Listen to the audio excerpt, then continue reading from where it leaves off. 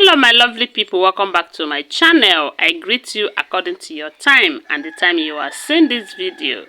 We are still on the gist from the palace of Ooni of Ife. My people, oh, hey. They said the palace of Ooni of Ife is in Dîsarrày, oh, as Olori Ronke gave Mariam a very dirty and hot slap during an argument. My people, my people, from what we dey hear, they said ever since the end of this Olojo festival, all they do in the palace is give themselves gbas. They started with fighting with the king for distancing them from the during the Olojo festival. For those of you who watch the videos, you will find out that these people they were a bit far from the king. You know, they said the king intentionally ordered the people that set the seat to do it that way, and his intention was that Queen Naomi should sit right beside him. You know, they said he went and begged Queen Naomi to be in the occasion. In as much as Queen Naomi did not say yes or no to him, he was expecting that Queen Naomi should come, you know. But it's unfortunate that he was disappointed that Queen Naomi did not come. So they said after that Olojo festival, they got home. The Olories started fighting the king over the seat arrangement and how he did not appreciate their support for him, and how he's chasing after Queen Naomi, who does not give a damn about him. They said all this argument, all these gbas, they were landing it on the king's head. And before you know it, they started fighting themselves. Because there is no peace for the wicked, like some people will say. As these people gang up chase Queen Naomi out of the house, they are never going to be happy in that marriage. So they said while they were, you know, agitating or lamenting on how the king is treating them, they said Mariam shifted to Ronke, telling Ronke, it is you are the real cause of this problem. Because all this while you have been supporting the king to bring back Queen Naomi. That is because of your support for a very long time to the king to bring back Queen Naomi. That's why they are still where they are now. That had it been that all of them teamed up with her at the beginning of this marriage, by now they would have keep the king's head straight towards them and to forget about Queen Naomi. But no, instead of them to team up, she was pretending, making the king believe that she's a good person and all of that. That now she is not happy in the marriage. Why is she lamenting that it is all her fault? My people, they said Mariam carry everything on the land for Ronke head. Now Ronke tell am say, it is none of your business who I support. I have the right to support anyone that I want to support.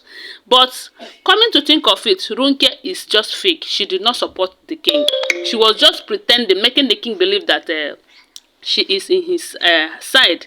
But recently, according to Mariam, they said Mariam told her that now that you have been exposed, that everyone now know you for who you are, including the king who have been respecting you, thinking that you are in the same line with him, that they all now know you, that you should be ashamed of yourself. They said Mariam was shifting everything, blaming Ronke for all this wahala, as if it is Ronke who told the king to do the arrangement of the seat like that, because the Ronke too was seated a bit far from the king. None of them were seated right beside him. So I don't see the reason why Mariam should be blaming Ronke for all of that. But that was when they said Ronke trying to tell Mariam that she doesn't have the right to tell her who to support or who not to support, that even if she support the king, that is none of her business. Then they said Mariam now told Ronke that, look, you have nothing to bring to the table, that you can never add any value to this palace. Forget all this your pretense, because we do know that you have passed the age of childbearing.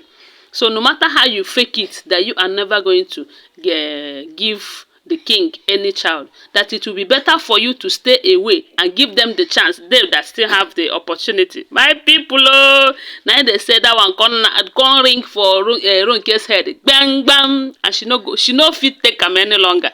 And before you know it, my people, they said Ronke landed a very hot resetting slap on Mariam's head. I don't know why Mariam is always receiving this hot slap. The last time we heard she received from the king. Now it's Ronke, who happens to be her junior wife, junior co. How will I even put it? So they said, as Ronke con dash him that hot slap, the two of them wanted to fight. You know, they wanted to show their skills, their fighting skill.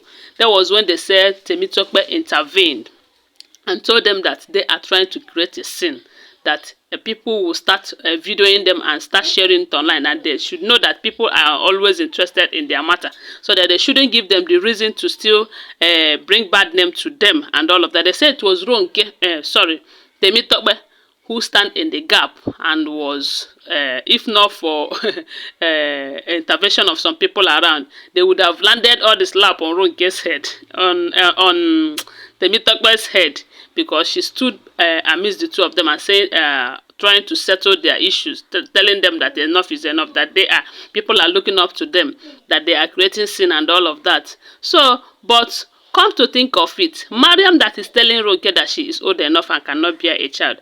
Have we not heard allegedly that Laide Badmus exposed that Mariam too is no longer seeing her menses, that she don't enter menopause? So how can a pot call him kettle black? Because for me, the two of them, they're the same category. And this is why they don't want Queen Naomi to return back to the palace. And I'm wondering, why would Queen Naomi be giving them this headache even in her absence? Why would they be fighting themselves over Queen Naomi? Because we do know that all this fight is just about Queen Naomi. Because if not for Queen Naomi, the king will be giving them attention and they will be enjoying the marriage. But because they are not getting that attention, like Ronke who have been pretending, they say all the love and the attention that the king has been giving to her, that the king no longer gives her that attention and love, and is getting to her head. And that is why they say she always complain that the king don't appreciate them, that the king don't, that the king is now discriminating and all of that, and it is not supposed to be so, you know. But I wonder why Mariam, I wonder what is still giving Mariam the guts and the hope that she is not in the same level when it comes to childbearing with Ronke. Ronke might be older than her, but from what we are hearing allegedly, unless what Laide Badmus said about her is not true, that is the only condition she will still have the guts and the impetus to tell Ronke that you cannot add any value to this palace. Anyways, my people, now so we hear them. So I am wondering, if Queen Naomi can give them this stress while she's absent, what will happen if she comes back to that palace? What exactly is going to happen? These people go by themselves, so seriously. They go by themselves one day, even when Queen Naomi is not there. Queen Naomi have left the bola for them. Yet, the bola don't reach them. Because if I don't say the king is not happy. If you look at him during this Olojo festival, you can tell that this man is not happy. He is just doing it because he have assigned that post as a king. But you can see that happiness is not there. Had even Queen Naomi visited or attended that occasion, you would have seen joy and laughter all over his face. But it is what it is. Anyhow, they don't do that one don't come pass. So my people, so we hear them. Don't forget that they are all alleged information. Okay, always bear that in mind.